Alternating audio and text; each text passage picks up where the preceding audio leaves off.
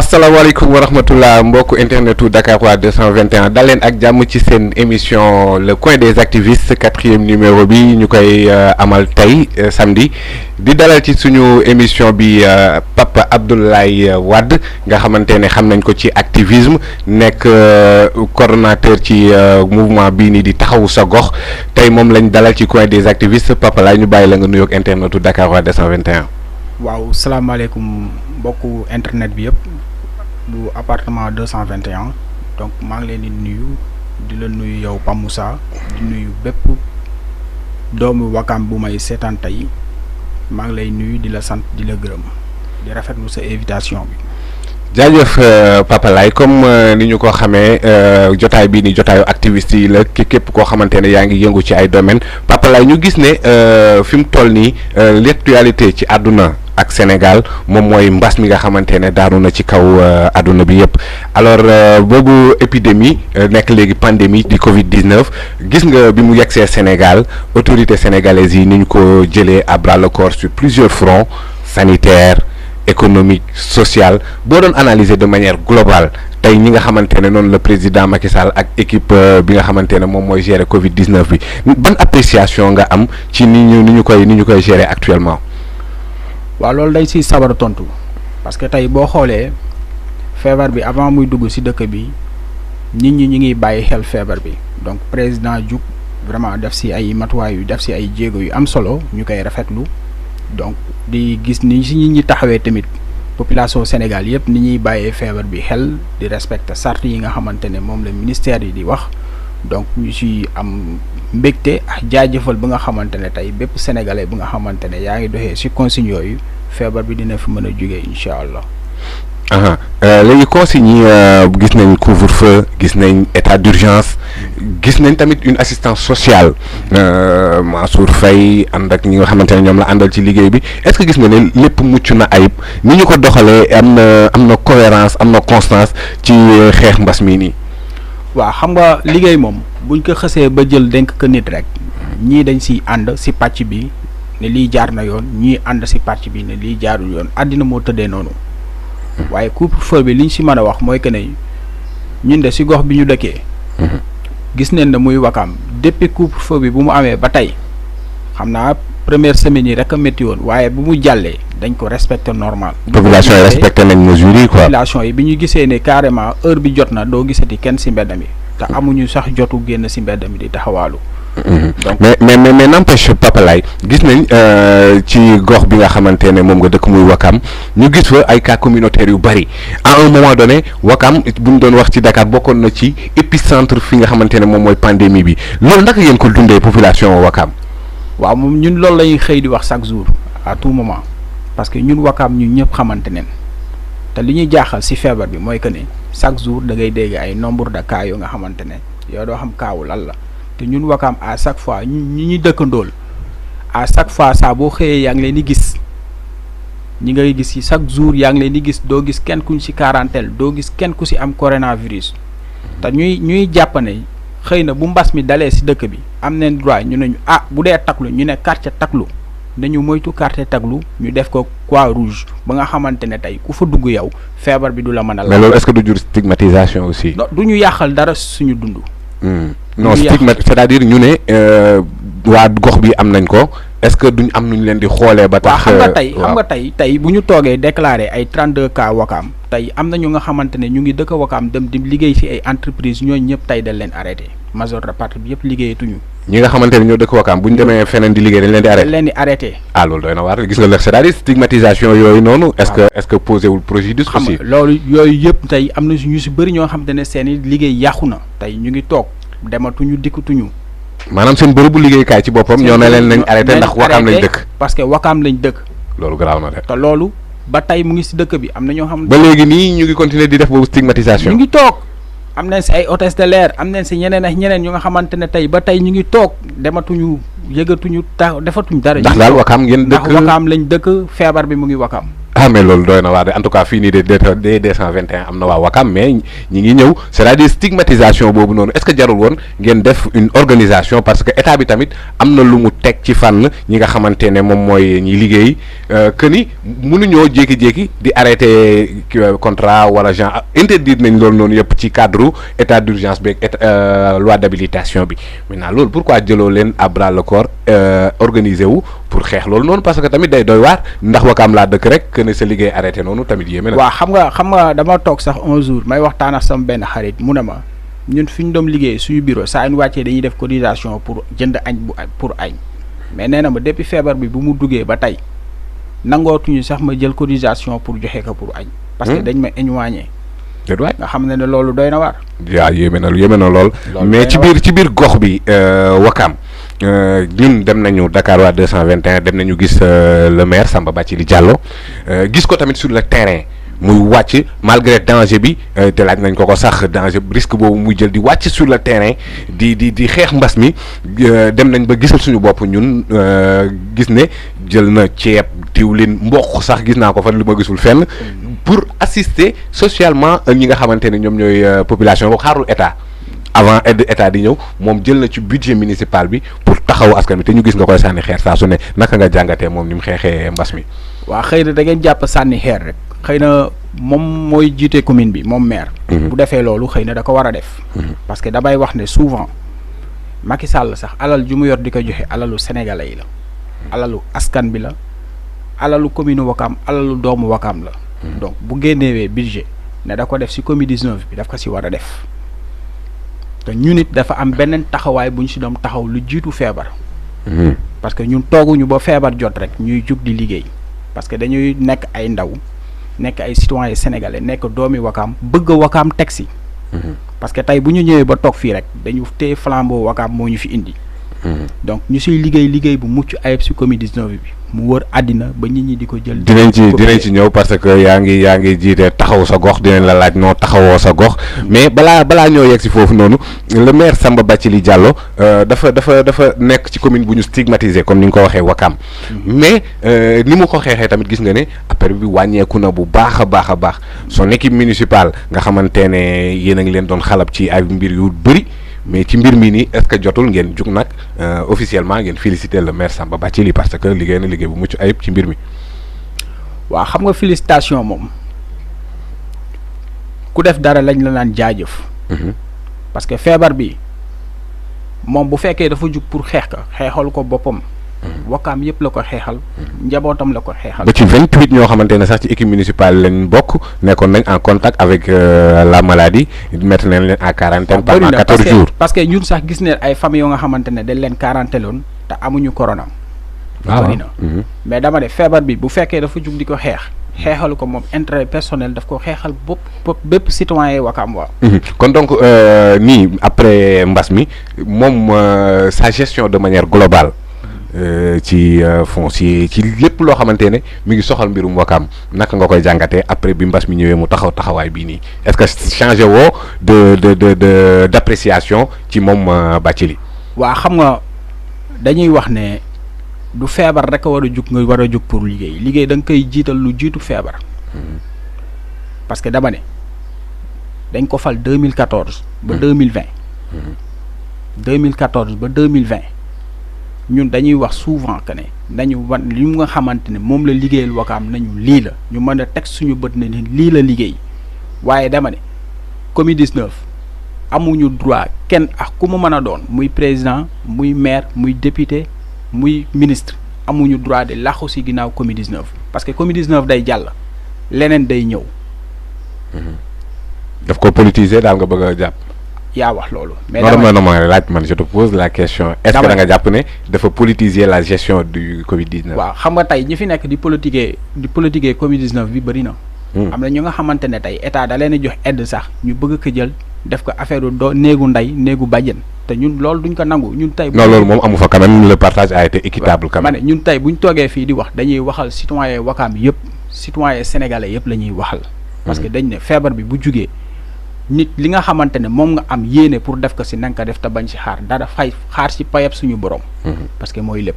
ah mais évidemment xaalis sénégalais yi la sax muy budget municipal muy budget wu état bi. loolu yëpp c'est l'argent du contribuable kon def ko lu war la mais dañoo gis ne tamit parfois di nga gis ay mairies yoo xamante ne ay communes yoo xamante ne doo sentir l'équipe municipale carrément.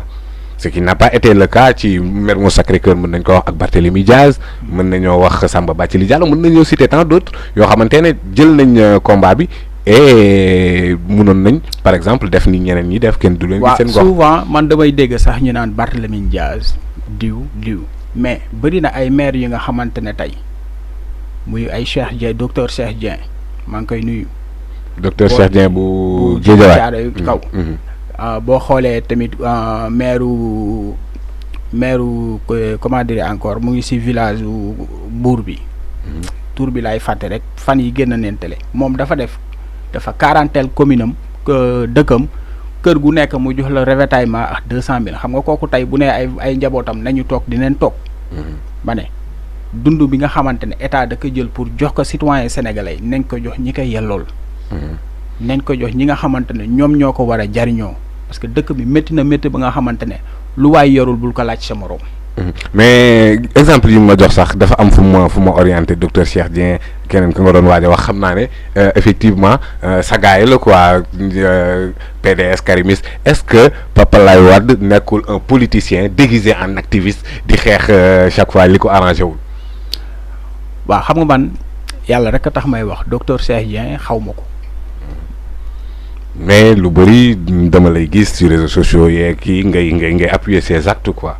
waaw dama ne. man xaw ma ko mosuma ko gis mosuñu daje communauté directeur bu PDS. mais yaa ngi comité directeur PDS. mais damay documenté wu si moom. parce que non da nga ne mosuñu faa daje kon yaa nga fa. waaw comité directeur PDS. par des fois suñu amee réunion bu ñu ma convoqué damay dem parce que PDS laa bokk respect. mais pourquoi connotation activiste bi moom ngay gën a fësal quoi. waaw mais activiste bi sama dëkk laa ko yemale Wakam. mais en tant que politicien de manière globale yaa ngi yëngu ci karimisme quoi. maa ngi yëngu si mouvement Karim président. ok ma si nuyuwaale suñu présidente Amina Sakho. d'accord mais seen leader bi quand même moom nekk fi kenn gisu ko donc est-ce que combat boobu du leen tardeel ci urgence yi nga xamante ne moom moo nekk ci réew mi ngeen di nekk autour de way Karim Wade te ko gisu moom problème mu sénégalais yi sax daanaka. lijjantiwu ko instant bi moom. problème bu Karim Wade moom talatuñ ko waxatuñ ko parce que dafa am lu dal suñu kaw loolu lañ nekk di ko défendre ba yàlla jëlee ko fi. muy mbas mi. d'accord mais dafa am yenn ci internet yi ñu ma interpellé bi ñu lancé publication comme quoi yow la ñuy dalal ci coin des activistes yu ne sa activisme lépp c'est personnel quoi c'est-à-dire dafa am benn problème foncier bu am ci Wakaam impacté laal sa famille moom moo waral sa acharnement bi contre le maire muy affaire sa frère Mbaye Wade loolu est-ce que moom moo waral nga am benn tonus bi nga am benn voilà haine bi ci Bathily ak l'équipe municipale. waaw xam nga xëy na nit moom loo xool si moom rek si moom loolu nga koy gis si moom mais Babacar Wade maa ngi koy nuyu di ko sant di ko gërëm parce que taxaw nañu taxawaayu bàyyi taxawaayu mag. donc affaire foncier boobu dootuma si waxati jàll la bañ tourner page. mais war nga d'accord ne tamit c'était raisonnable noonu ñu doxee parce que titre précaire et révocable la yoroon. parce que dama ne loolu tourné naa si page dootuma si waxati ñi ko war a gérer dinañ ko gérer. kon bàyyee ko leen daal am na ñu koy gérer. waaw mais dama ne man li tax ma jug fipp doon bañkat doon révolutionnaire doon benn Thomas Sankara doon benn Patrice Lumumba lii Wakaam waaye yàgg tëju seen biir néeg di ko jooy pendant des années moom laa jug taxaw di ko xeex di ko fay waaye du question ne ay question de ay règlement de compte moo tax may jug di fipp di wane sama bopp man Wakaam aw ma fenn sens interdit fu ma neex laay dugg fu ma neex laay génn te dëkk bi ñu ma fonk leen ñu ma bëgg leen aw ma benn problème ak maire bi aw ma benn problème ak conseil municipal bi. mais loolu boo ko waxee dinañu jaaxal parce que Papa Laye def nga prison. waaw te équipe municipale bi ñoom ñoo la plainte ak waa ci li nu mu fa demee noonu. waaw dem prison bi du équipe municipale bi sax maire bi ci boppam moo ma plainte.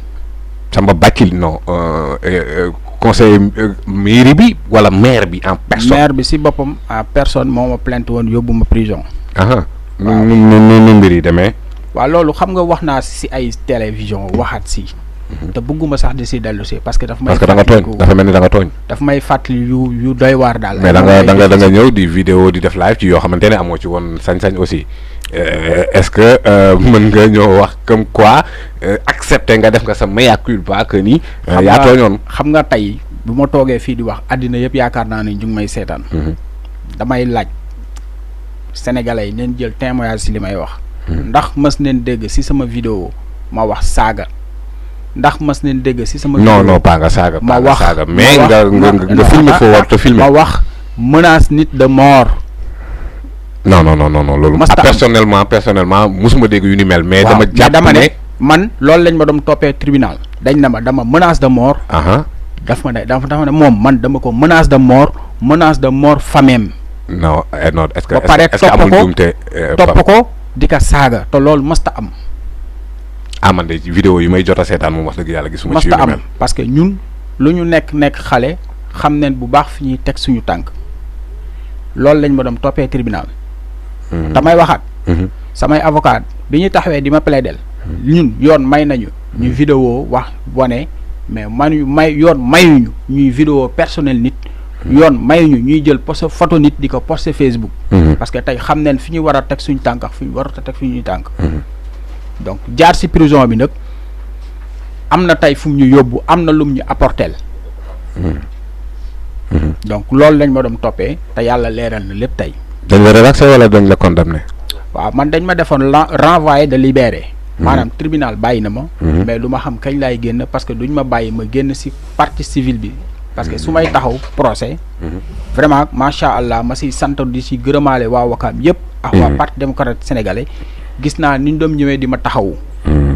moo tax ñu defoon ma renvoyé de libéré maanaam yoon bàyyi na ma mais duñ ma bàyyi ci kanamu partie civile bi. waaw noonu lañ ma bàyyee. waaw comme que yaa ngi Wakaam tamit di fa activé wu xam nga li xew ci gox bi yëpp dañoo bëggoon xam autorité coutumière yi nga xamante ne ñoo nekk Wakaam mooy Jaraaf ak Ndeye ji réew yu ni mel lan lañ jotee ak ministère de l'urbanisme ci wàllum foncier. waaw loolu moom damay nuyu Jaraaf Youssou Ndoye mu nekk sama xarit. waaw ñu ngi koy nuyuwaale au passage Jaraaf. mu nekk sama xarit vraiment bu ma xewlee dina ñëw muy tiis dina ñëw muy bànneex dina ñëw di nuyu Jaraaf Al Diagne di nuyu yeneen Jaraaf yëpp di nuyu Frey Wakaam di nuyu notable yi waaye côté foncier boobu xam la moo tax du ma si mën a wax. non c'est que nag Papa Laye mënoo ñëw ba fii lu ñu wax rek nga la doo ci wax. waaw parce que dafa am activiste nga citoyen gox wi lépp lu ci xew concerné na la. waaw dama ne loolu noonu dafa nekk lu yàgg. problème foncier Wakaam dafa yàgg. waaw loolu moom am na leneen ak yeneen yu nga xamante ne yu war a régler la. parce que man Wakaam joxuma terrain xam nga loolu. yow mi ni man bëggoon naa cee ñëw daa mel ni gars yi ne nañ yaa ngi ak terrain de. Wakaam joxuma terrain. ku la ko jox. Wakaam musuma jox terrain. d'accord léegi ñëwal ci problème bi ak ministère de l'urbanisme. waaw loolu damay bàyyi magi Wakaam ñoom ñu gérer ko seen bopp. non yow citoyen yow gox ba nga. waaw am sa mot à dire. du question mag xaleeg nanga mais analyser nga benn situation.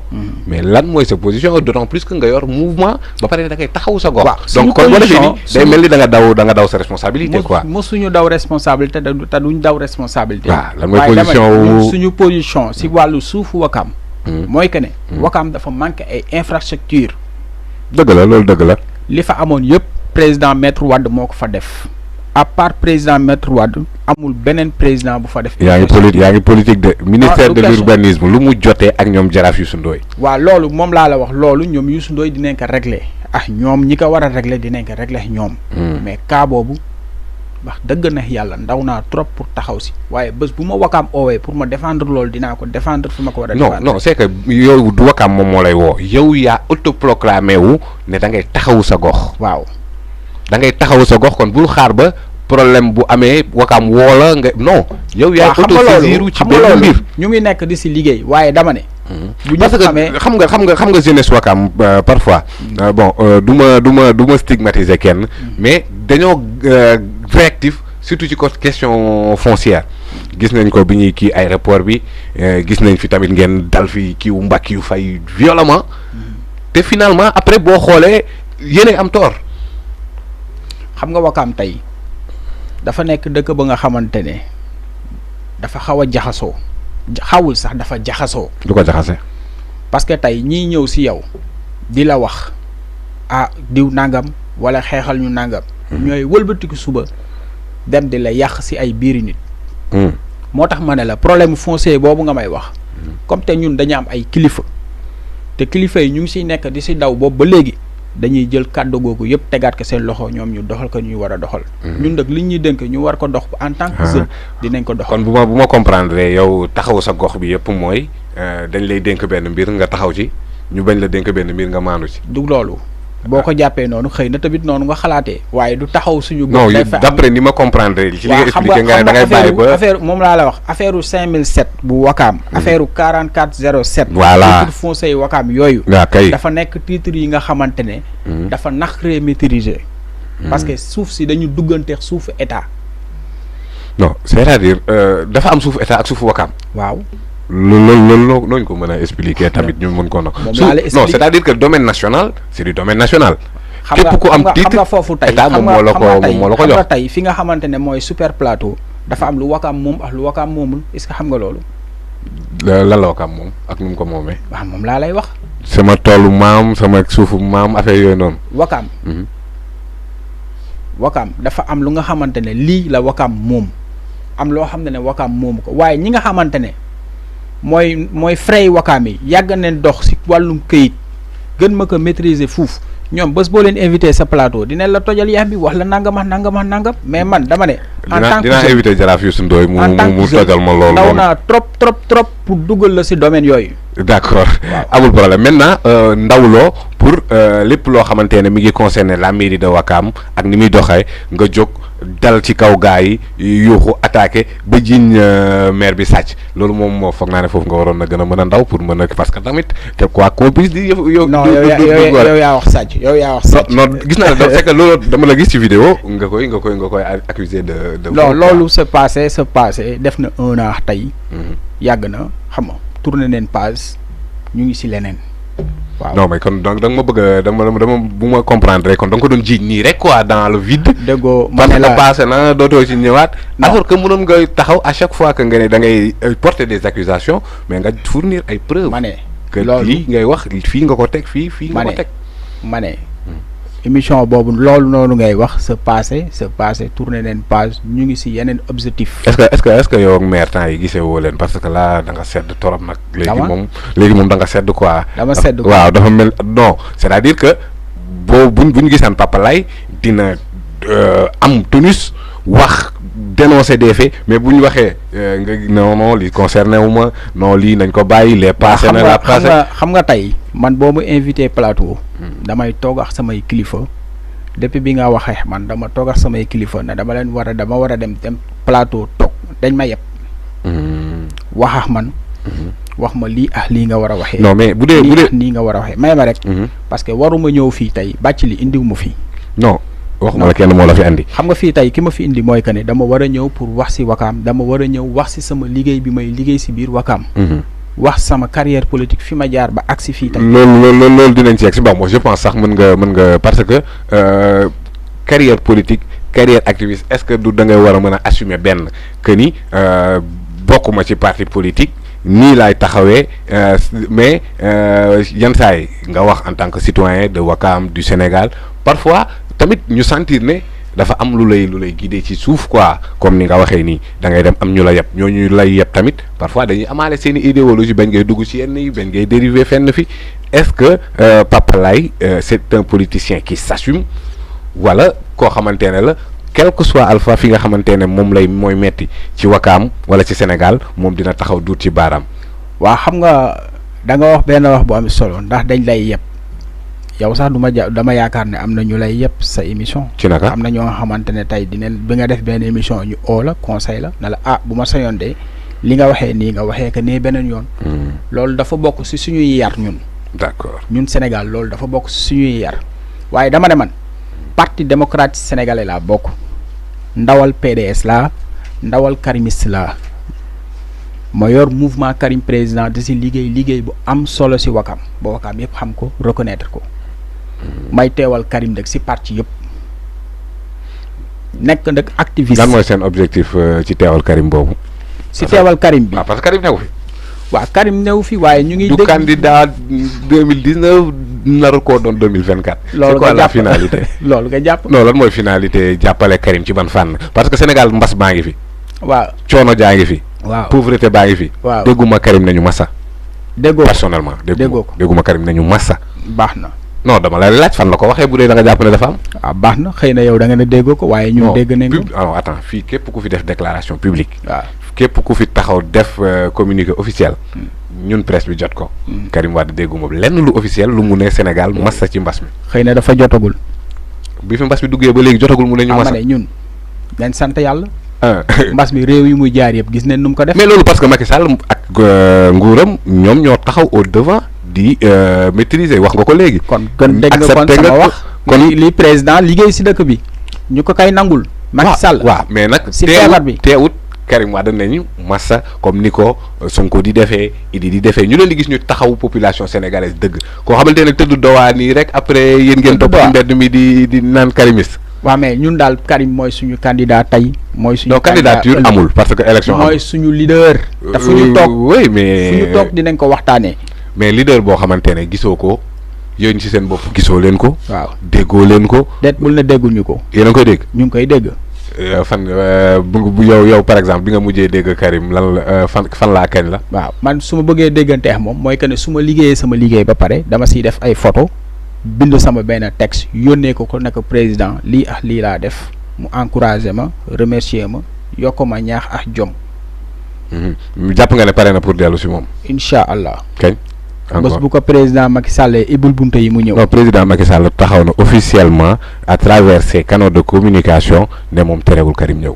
bu jotee Karim na jug taxaw nañu Macky Sall moo ko teree ñëw ci nangam ak nangam ak Karim nangam. bu jotee dina ñëw.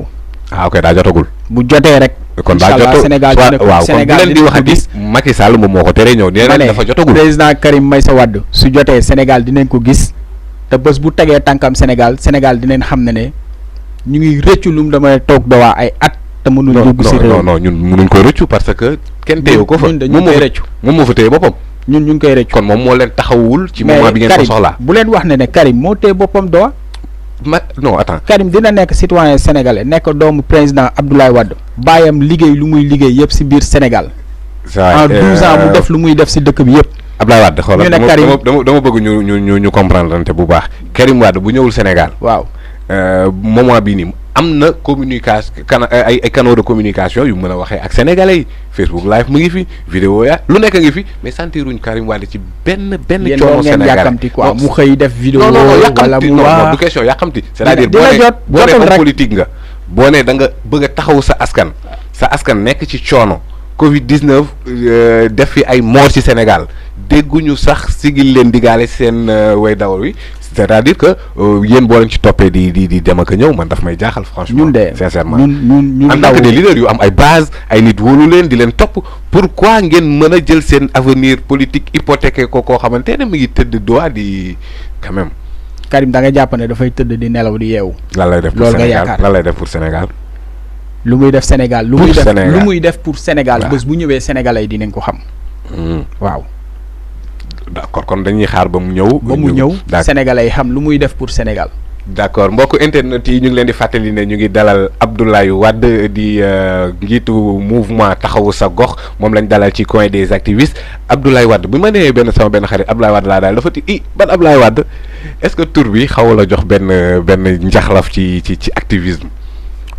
waaw boo déggee ñu naan man Abdoulaye Wade man sama papa ñaari Ablaye la am ndax sama rakk yëpp président Wade lañ ñu tuddee. ah président Abdoulaye Wade lañ la tuddee. direct.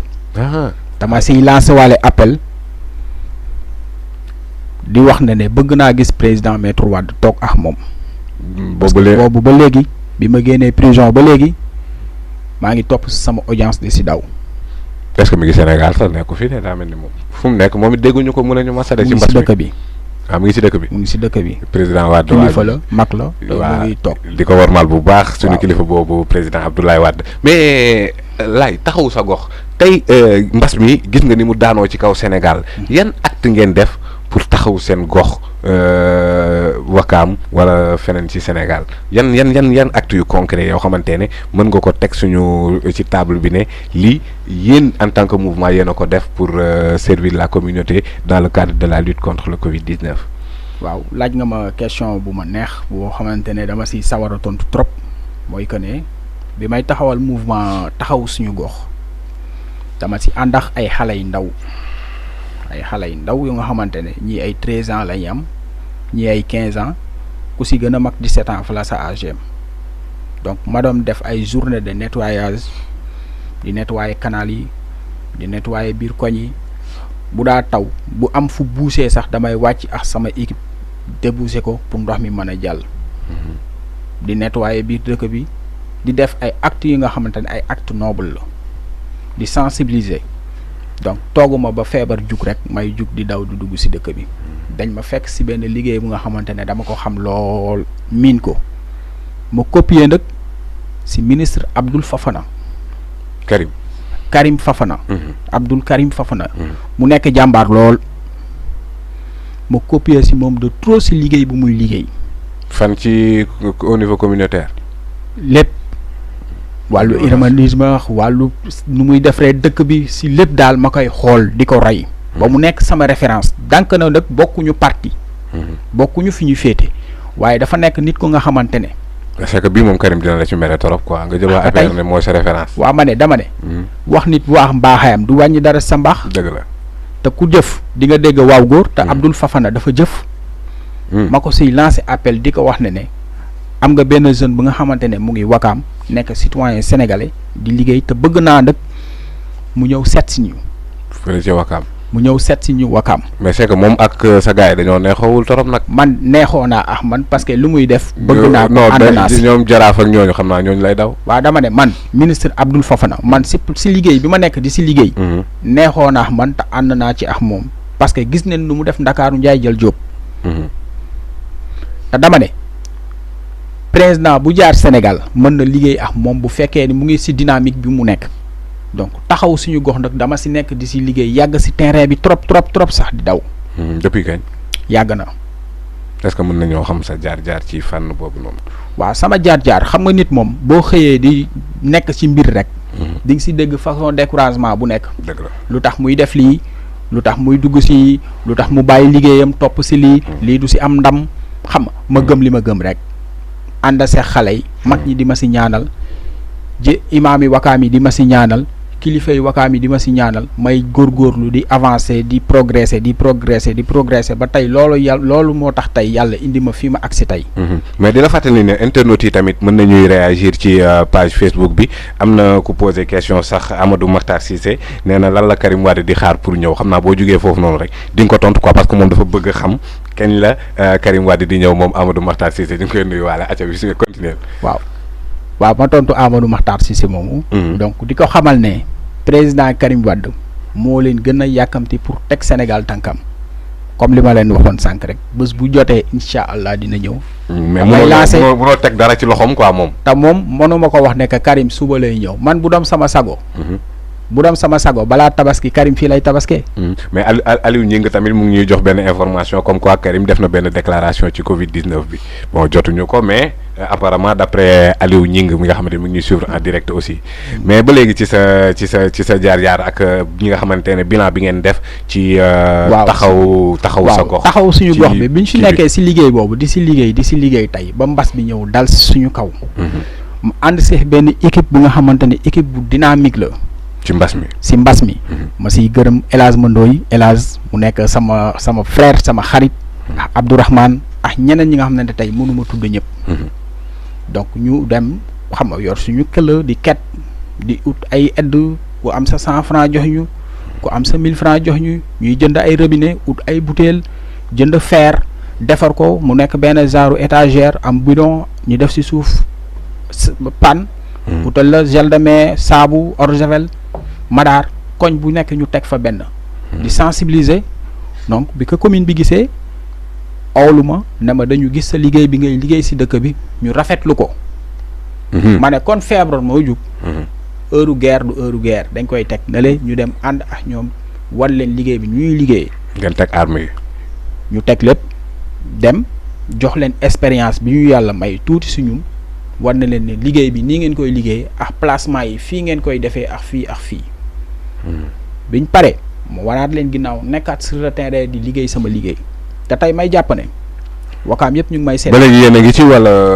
ñu ngi si. parce que dafa mel ni Sénégal actuellement dafa am relâchement quoi bi Macky assouplir. am na parce que am na ñu bëri ñu nga xamante ne ñu ngi doon jug di daw ci feebar bi dañu toog benn place. may fàttali ne jeudi bi passé aussi amaat na benn cas communautaire bu ñu détecté à Wakaam. waaw jeudi. waaw dégg nañ ko. ok dégg nañ ko waaw. donc relâchement bi moom xam naa ne fi mu toll nii ce n'est pas. waaw comme Sénégal xëy na dañu am benn habitude ba nga xamante ne lu bees rek la ñu xam. bu beesee dinañ jug ñoom ñëpp ku nekk yuuxu wax waaye finir lañ dul am.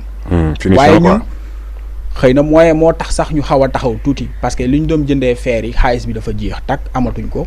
donc damay sax mujjee ku am sa robinet sax soo ma joxee man ma ut sama bidon defaral la ko ba mu baax yóbbul la ko sa kër. déjà ay jàkk ñu ngi may proposer si Wakaam pour ma defaral leen. donc ñu liggéey si liggéey bi nga xamante ne tey. pour nga defaral leen kii boobu pour ma defaral leen ay fu ñuy mën a raxasoox yooyu noonu yëpp. d'accord mais def ngeen ko ci jàkka yi. ñu ngi koy def parce que comme que ubbiwaat nañ jàkka yi ak jumaa yi. waaw foog naa ne foog mu am ay. ñu ngi koy def parce que am na ay kilifa yu nekk Wakaam yu ma oo ne ma bëgg neen seeni jumaa am ko ak seeni jàkk. donc maa ngi si incha allah dinaa leen ko fournir. donc ñu liggéey si mbas mi nag liggéey bu nga xamante ne tey Sénégal yëpp parce que souvent nit ñi dañ may woo naa ma ñu ngi gis ay taxaw suñu gox Mbàkke taxaw suñu gox Mermoz wala ay taxaw suñu gox Caaroy ma ne leen man objectif bi ak yéene bi ma si amoon loolu laa si amoon def li nga xamante ne tey ku ko gis dina ko copier parce que kuy def lu baax ku bëgg lu baax bu ko gisee dina si roy ma ne leen man yéene bi ma amoon te boo ma fekkee sur le terrain da nga naan kii du Papa Laye bi ma xam parce que damay liggéey ak bëgg-bëggu xol damay liggéey ak bëgg Wakaam damay liggéey. mais moyens yi fan lay jógee moyens yi maanaam si bonne volonté yi nekk si dëkk bi ñoo may jàppale. bonne volonté yi nekk si dëkk bi ñoo may jàppale. d'accord maintenant kon yéen boo leen détecté par exemple ñu ne bërëb sàngam am na cas de je pense que de duggagul ci cas village traditionnel yi. waaw duggagul foofu. voilà ñu ngi ñaan yàlla mu bañ fa agsi. waaw parce que foofu moom dina doy waar trop. waaw da ngeen di dem assiéger gox bi directement comme par exemple ñu ne assemblée wala ASECNA am na benn cas wala affaire bi dugg si na fa da ngeen di dem assiéger gox bi teg seen matériel yooyu noonu di sensibiliser population bi sur les gestes barrières. lu jiitu loolu sax lu jiitu loolu. parce que man bi ñu defee pub bi ci internet bi ñu bëri dañ ma doon woo di ma naan dañ ci bëgg ndax day jaay ma ne leen lii duñ ko jaay dañ koy defar di ko maye. waaye bëgg nañ tamit quartier bu nekk jeunesse su quartier bi jug taxawaay fa benn taxawaayu Papa Laye di def li nga xamante ne mooy geste bi may def pour feebar bi bañ a mën a law ngay jël say acte di dem ci bonne volonté yi ñu lay jàppale ngay jënd ay robinet soo ñëwee dinaa la wan liggéey bi nan lañ koy liggéey pour nga mën ko def. mais est-ce que yéen a ngi def loolu te aussi ci au niveau des centres de santé Anet Mbaye centre de santé bi foofu noonu est-ce que ñoom it am nañ ils sont outillés pour faire face au Covid-19. waaw Anet Mbaye Darnaville foofu il paraît que ne commune bi def na fa lu mu fa war a def. waaw ñoom def nañ ko fa quoi. def nañ fa yooyu. am na ay bërigo yu ma leen wonoon ni ñu koy liggéey nañ ko placé nañ ko fi ñu ko war a placé. mais man objectif bi ma jëloon pour def ko muy Wakaam village yëpp incha allah am nañ si bërigo yi te ñi nga xamante ne sama doole may na ma rafetaaye leen ay eau de javel ay saabu jox naa leen ko. ñi nga xamante ne sama doole may na ma jàppale leen si côté moyen tuuti li ma am as néew jàppale naa leen si. waaw ma siy sant Wakaam yëpp. di si sant kilifa yi Wakaam yëpp. vraiment ñëpp maa ngi mais ni mbir mi bon dafay metti financièrement parlant te yow jeune karimiste nga te Dan Bamba Kane mi ngi laajte ne est-ce que Karim participer na financement ci xeexu Covid-19 bi parce que gis nañ homme politique homme d'affaires yi di ñëw di joxe est-ce que moom jox na les jeunes karimistes loo xamante ne war ngeen mën a jël pour mën a dem xeex mbas meeg nangam bu comme que déclaration officielle Aliou Ngingue moo ne def na ko mais ñun dégguñu ko mais tamit mu jàppale leen financièrement ci élan de solidarité loolu Dan Bamba Kane moo ko laaj ci réseaux sociaux yi ba léegi Facebook bi. waaw xam nga président Karim moom ñun gisaguñ ko wax dëgg ne. non mais loxoom quoi. loxoom gisaguñ ko transfert d'argent loolu jarul nga koy gis. waaw ma ne loxoom war yi xam nga wala jaar yooyu. xëy na ñun dañ tàmmul tàllal loxo nit parce que boo xoolee si diaspora bi samay nit yu fa nekk. ku ma si toogoon tey ne la suba de soxla naa benn 500 euros. wala benn 1000 euros di nga ma ko envoyé. mais xam nga boo nekkee. donc kon saa ji daa ma mujj démissionné rek Omar Balde ndax mu ngi naan Karim bokkatul est-ce que il est dans les dispositions juridiques pour nekk candidat un jour. incha allah xam nga non disposition juridique lay wax juridiquement ku ñu condamné la. donc foog naa ne bu doon am na sabab bi xëy na bu mbas mi ñëwee sax yéen ñi nekk ci gox yee gox gaa te xam ne ay góorgóorlu ngeen ay débrouillard ngeen war na mën a jàppale financièrement ci xeex bi. waa xëy na loolu bu ko waree def rek dina ko def. waaw bu waree jàppale rek dina jàppale. mais waru ko quoi xamuñu lu nekk si poosam. waaw dëgg de. xamuñu lu nekk si poosu Karim Meïssa Wade. ay milliards yow tamit. yow yaa jàpp loolu.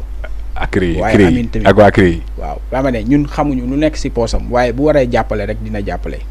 waaw mais ba léegi ci action yi nga xamante ne yéen a ngi koy entreprendre jéggiwul Ouakam Mermoz aux alentours affaire yi parce que Covid 19 bi tamit aar sa gox baax na mais li ci ëpp. keneen ko dëkkul ci gox ba sax mën nañoo andi ko ci gox bi est-ce que doo leen étendre seen kii comme UCG ni mu ko defee ñeneen ak ñeneen diñ koy defee. waaw xam nga Papa Laye moom dafa nekk benn jeune bu nga xamante ne day dem ak ay moyens yu néew sax yi nga xamante ne mu ngi koy liggéey pour dëkkam. donc man yoruma association mouvement laa yor di débrouiller. mais mouvement taxaw sa gox. mouvement boobu tamit moom mooy mouvement karimiste wala. non bokkul. taxaw suñu gox. mouvement Karim président. yow yaa yor taxaw sa gox yor Karim président en même temps. xaaral ma résumé la. donc man maa nekk adjoint Victor Sadio Diouf mi nekkoon UJTL. non Victor nekkatul PDS de. waaw nekkatu fa ma ne adjoint. actuellement sax mu ngi ànd ak Mansour Faye di tourné. voilà dama ne. maa nekkoon adjoint UJTL. nekk membre ma nekk coordonnateur Touré Karimistes yi Ouakam yi. ba jugee foofu ma yor mouvement Karim président. mooy présidence 2019. waaw mouvement Karim président bu Aminata Sakho. oui. waaw mu ngi dëkk Cité Soprim ma koy nuyu bu baax mu nekk jigéen ju ma jàppale sama carrière politique.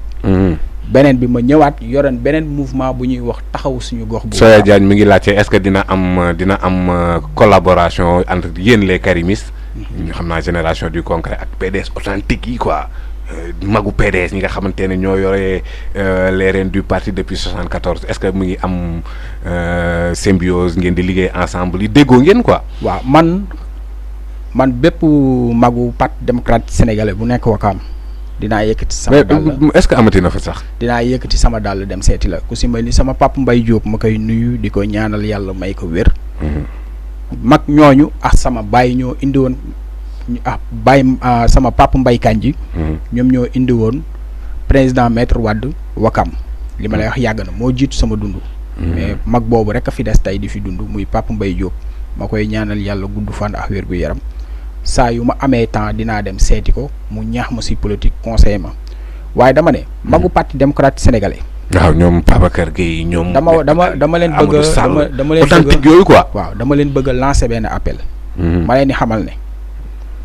doole day jeex. te politique dëgg ndaw nañu jiital xale yi ñu nekk seeni conseil. ñoom ñu jiital xale yi nekk seen conseil. ñoom ñooy nekk. conseil ñu conseil xale yi te ñoom ñu bàyyi. ñu jiitu xale yi jiital leen ñu jiital xale yi nekk seen ginnaaw nekk seeni conseil parce que tey. boo xoolee Sénégal jeunesse bee fi ëpp. dëgg la te nit foog ko fekke si ka si lu mu nekk pour mën ko xëcc si li nga bëgg mooy que ne jeune moo mën a wax ak jeune. fii doo fi gis benn paa bu am 90 ans ñëw di la. mais yéen c'est-à-dire vous êtes très mal placé pour di ñu wax loolu parce que yéen a fi porté la candidature de Abdoulaye Wade à presque 90 ans boo taxawee di ñu wax lii tamit dafay xel du ko. jamono fu mu toll ak nu muy doxee. non loolu yàggul 2012 la. waaw mais dama ne jamono boobu yàggul de léegi yéen a fi porté la candidature de Abdoulaye Wade. à presque 90 ans. 2012 sax léegi ñaataat la. waaw mais boo toogee léegi ngeen ne nañ écarté mag ñi xale yi. ñëw non ñu écarté leen de dama ne. mag ñi nga xamante ne ñoo ŋànkoon tey parti démocrate sénégalais. muy ay Omar Sarr. muy su ma tuddee Omar Sarr maanaam tudd naa ñëpp. dama ne. dañu ñëwaat ci parti bi ñu jiital xale yi nekk seeni conseil ñu jël Sénégal defar ko ci ni ñu ko bëggee Ablaye Wade àggali mbébétam. Ablaye Wade àggali mbëbëtam foog naa ne Macky Sall mën na ko moom mi Ablaye Wade yar tamit. voilà loolu leneen la. waaw loolu leneen mais en tout état de cause c'est-à-dire karimisme da ngeen dafa am benn bousculer boo leen bousculer les instances du PDS quoi. comme nan c'est-à-dire que voilà génération du concret est là PDS est là jékki-jékki bëgg a def benn refonte bëgg a karimiser tout tamit ci ay ñoo xamante ne de vieux briscades politiques yoo xam ne ñu ngi à côté de Wade depuis 74 di xeex. xam nga man lan moo ma jaaxal si mag ñi nga xamante ne ñoo génn si parti bi rek commencé ŋàññi Karim Wade. ñoom ñoo fi nekkoon di xeexal Karim di ko défendre ba mu ñuy mujjee Cour suprême muy taw. ñun si taw bi si taw loolu day firndeel ne ma ne ñoom amuñ problème ak Karim. déglu ma ñun si taw bi lañ fanaan man biir Cour suprême te seetu Karim Wade laa fa duggee toog devant le bar. loolu tooñ la. du tooñ parce que instant boobu dañ koy tere ci kii xam nga la moo waraloon loolu. parce que mu ngi taw. buy taw da ngay sol yére Karim. déedéet dañ nekkoon si biti ñu tijji cour bi. man bi may jàll gendarme yi ñoo ñu bàyyi ñu dugg. dañu dugg tug fekk procès bi démarré na maître Madické Niang moo fa nekkoon di ko défendre. waaw tey bi nga xamante ne juge bi wax na lu muy wax ci président Karim Wade yëpp ba ne mënul bokk ci élection yi maître Madické Niang dafa summi robu avocat am sànni ko man maa ko for daw dab ko na ko maître sa robu ngi nii xam nga lan laa mënul concevoir ci Sénégal. yow nga yàgg ànd ak nit. mais mënul bokk kay. mënul bokk kay ça ne veut pas dire que ne élection yi du am day am. may ma expliquer la. nga nekk ak nit di xeex ak moom pendant des années mu dem prison ngay xeex ñu génnee ko ngay xeex ñu génnee ko dëkk bi ngay xeex. nga dem ba mënul bokk élection ñu ne leen bu leen dem élection. boo leen lu tax loolu la kenn tegul fenn. Karim bokkul rek bu la kenn dem. may ma expliquer la président maître Wade ne bu leen dem élection préparé neen seeni résultat boo leen demee dina leen gagné te dineen wax lim bu muy àndal dem élection. bi Sénégal sasoo ba léegi. yaa ngi soog a dégg président bu taxaw ne 5 personnes ñooy dem élection te may choisir samay candidat ñu may. non waxul loolu de. non il y a eu parrainage dafa am filtre. filtre boobu tamit c'est justifié parce que boo demee élection locale yore ay plus de 150 et quelques listes dem élection législative gis listes yi ni ñu toll mais c'est normal. yaa dégg ñu ne leen bu leen dem élection ñiy dëgër bopp na dañuy dem yow kay boo demee ba ber sa parti mooy que ne yow boo ko too si parti démocratique sénégalais. non non boo demee ba am fooy aw. Madické mais dislocation yii nii yëpp bu continuer nii Oumar Balde mi ngi lay laaj est-ce que situation bii bu continuer yow da ngay des PDS ba léegi. man bu PDS di des kenn man lay doon. parti bi laa xam te juddu parti bi laa. parti démocratique sénégalais rek laa am moom laa xam bu dee naree des benn zone man lay doon. yow kese. PDS yow kese. nga jël waaw.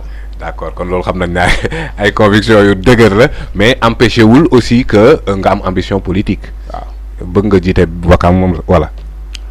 waaw bëgg naa jiite Wakam. ci municipal yi nii di ñëw. incha allah candidat nga. bu ko yàlla tuddee. non c'est-à-dire yàlla lépp bu ko yàlla tuddee lay am mais est-ce que am nga mbëbëtu déposer sa candidature ci kiiwu Wakam ci élection municipale bu Wakam. waaw xam nga parti bi suñu parti démocratique sénégalais dafay poser ay candidature am. dañuy dem toog ñu xool ki nga xamante ne mooy adversaire bu potentiel ba nga xamante ne war nga mën a jiite commune lëmm te xeebu ma sama bopp benn yoon man. parce que bu dee liggéeyal naa ko parti bi. bu dee sama doole joxe naa ko ci parti bi. bu dee sama alal bi ma am muy as néew def naa ko ci parti bi. damay wax souvent man parti démocratique sénégalais mayuma kër. yóbbuwuma màkk. joxuma 50 000 joxuma 20 000 francs. man maay jël samay propre moyens doom ko def ci parti bi. donc suñu amee jeune bu mel noonu liggéey bu rëy bi ma liggéey ci parrainage bi dama la ko wax sànq ma ne la. 900 pare lañ defal Karim. yéen waa. mouvement Karim président. 900. waaw ci commune Wakam. ci commune Wakam. kon kay warul jafe pour nga jëlee fa le maire Bathily. ma liggéey ci liggéey bu am solo. dama parrainé ba may bokk gis-gis parrainage man. mais may leen jox leen ay yu nga xam ne dañ leen war a parrainer. parce que dama ne tey. bu Pape Diop jàlloon Karim jàllul man damay jàppale Pape Diop. man loolu laa wax. loolu la rek ci présidentiel yi. Karim jàllul nga war a jàppale Madické. objectif boobu laa amoon man. parce que dama gis Pape Diop réaction yu mu am ak maître Wade. mu nekk nit ku gore lool. mais moo njëkk a dem de boo ko gis. waaw ba tey moom demam rafet na am na ñoo xamante ne dem yi. dafa nekk candidat comme ni ko Madické defee. comme ni ko keneen defee. xam nga moom moo njëkk a dem nga wax. ma ne daal demam rafeta na am na ñoo xam ne dem nen mais seen dem rafetul yi. d'accord gis nga li nga doon wax léegi par rapport ak seen gestion bi ngeen di def ci Covid 19 yéen waa taxawu seen gox dafa am message bu ñëw nee nañ yow da nga ne wan nga waa équipe bi nekk Annette Mbaye que naka la ñuy defaree pas Annette Mbaye commune Ouakam. ah waxoo parce que je pense que c'est un responsable de l'hôpital foofu noonu. waxuma Annette Mbaye dama ne commune Ouakam dem naa fa wan leen liggéey bi ni ñu koy defee. ok mais waxuma dama ne Annette Mbaye. commune bi jël na disposition yi fa war a dem. d'accord kon ñu ngi nuyu suñu xarit boobu di Pape Diouf nekk président conseil bi foofu noonu ci Annette Mbaye. nga xamante ne ku actif la ci niveau Ouakam bu ñu dellu si waatee toujours ci municipal yi rek nekkagoo à 100% que ni da ngay dem ci élection yi yow ak. sa xarit bu mel ni Victor Sadio Diouf ñeneen ak ñeneen di def génne ay candidature est-ce que foog nga def foofu dina war a mën a yomb ci yow. wala damay wax ne xam nga xëccuwuma man pour nekk leader xëccuwuma tey pour diriger Ouakam mais dama ne Ouakam waaye ñoo ma koy jiiñ. fu ma tourné si dëkk bi muy jeunesse su Ouakam. dañ naan man yow yaay suñu maire. boo paree ñu jiital la. est-ce que pare nga. diaspora bi di ma ko wax. est-ce que pare nga. mais dama leen ne. politique dafa am nu mu tëddee. ñun dañ jokk ci parti. te dañuy déglu tamit suñu parti. te tamit élection locale du élection bi nga xamante ne élection présidentielle la suñu parti day woote dañuy xool kan lañ mën a jiital pour dem élection ma ne leen boobaa damay yëkkati sama loxo parce que liggéeyee naa ko parti bi. su ma parti bi jiitalee. ma gagné. lu ma leer laay wax ndëg de. am nga boobu dayoo quoi. jàpp nga ne am nga assise ancrage local bu la permettre que ni bu la PDS joxe. bu ma PDS sampee ma gagné élection locale lu ma leer laay wax bu ma PDS sampee man ma gagné élection locale ma ne leen nag bu ma parti bi sampul mu sampa keneen. man dinaa xool fu ma aw te fi may jaar incha allah am naa. mais mën na bañ a doon parti c'est-à-dire élection municipale élection législative même présidentielle soxlaatul parti politique pour bokk ci est-ce que pare nga yow à titre personnel. pare naa fépp. ci fànn bépp financièrement. fépp pare nañ. d'accord kon xam naa ne Karim mi ngi sa ginnaaw carrément. 9 minutes moo ñu desee sama technicien ci ginnaaw ñu ngi may signaler que ni heure bi mu ngi ñuy xoj mais balaa ñu laa bàyyi rek balaa heure bi yegg si bëggoon naa xam tey jii nii est-ce que am nga tey programme boo war a mën a proposer waa Ouakam pour que yow buñ la naree jox kii bi nga ne lii ak lii ak lii fas yéene naa buñ ma joxee gox bi ma def ko ci parce que problème la fii Ouakam. waaw bari na. comme cité ñu ci quelque rek. Ouakam mooy li ma la njëkkee tijjee sànq rek manqué na ay infrastructure manqué na ay espace yu nga xam te ne ay espace vert la fu mu nit ñi mën a toogee féexlu.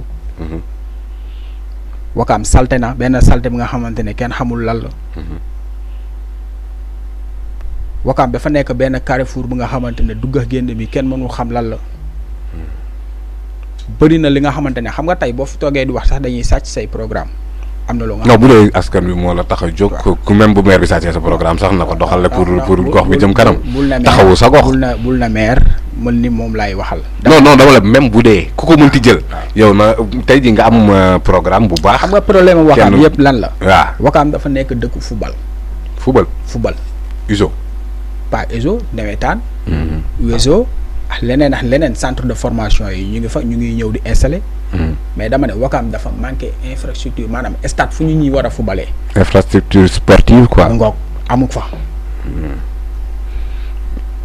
yooyu jàpp nga ay jeunes yi nga xamante ne ay jeunes yu talentueux leen ñu ngi génn di dem ci championnat yi di ko toj. non même en Europe di ko toj am na. ak Ouakam lu mu def ci football. ci dëkku Lébu yi amul benn dëkk bu ko def. dëgg la muy ci mag ñi ba ci ndaw ñi. dëgg la li ñu def ci football amul kenn ku ko def. kon tey ñun waroon leen dépasser fa nga xamante ne chaque élection yi ñu ñëw naxee ñu pose première prière. buñ jàllee ñu raser ko. dëgg la suñu xale yi commune yëpp suñu section bi yëpp ñu jaxatee ko. xam Ouakam loolu la manqué dama ne. maa ngi koy ñaan di ko ñaan yàlla suñu borom. en 2024 bu neexee yàlla ak yonente bi. incha allah bés bu Karim Wade ñëwee Sénégal. 2024 lay ñëw. balaa boobu mën na ñëw. dama ne bu ñëwee ba bokk ci élection yi bu soobee yàlla ak yonente bi. ba yàlla def ñu jël réew mi. proposition bi ma koy njëkk a proposé. président defalal Ouakam stade te dina ko def. incha allah te Ouakam dina bëri ay stade incha allah. incha allah kon li ci kanam raw liy gët di fàttali mbokku internet yi que yegg si nañ presque au terme de notre émission li ñu cërale woon ci waxtu mu ngi jeex Papa Laye ñu bàyyi la nga tàggoo ak internetu Dakarois 221.